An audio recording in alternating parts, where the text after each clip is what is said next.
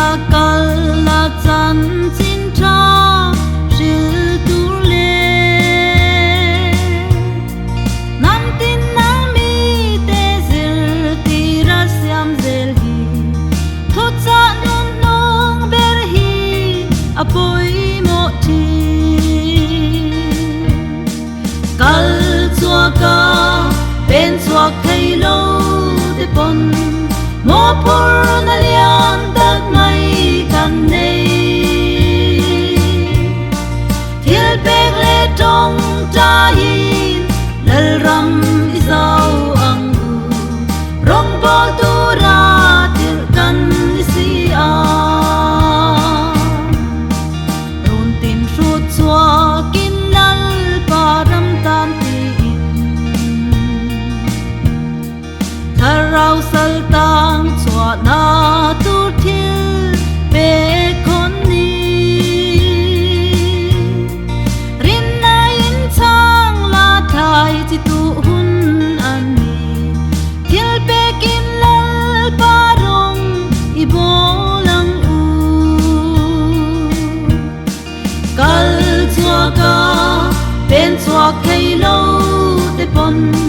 mo por na lian tak mai kan nei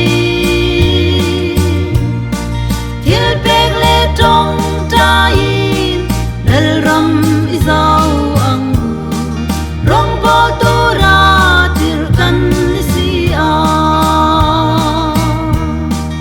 pe kan me ban thei lo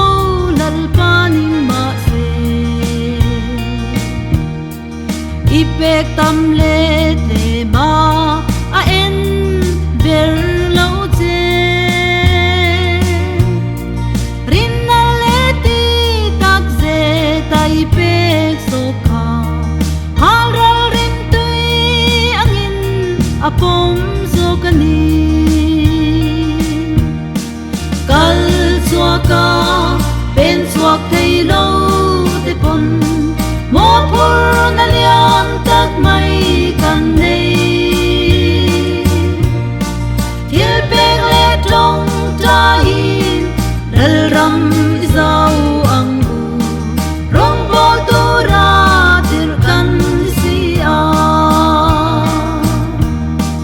kan ya la tong tai lal pa mal som na chuan babulon lal sian na chu hom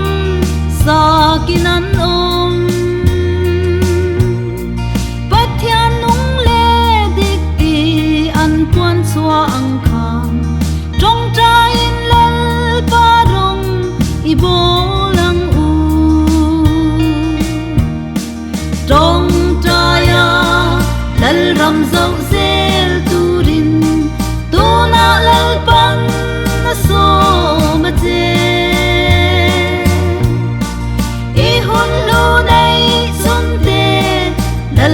tan mang thiam da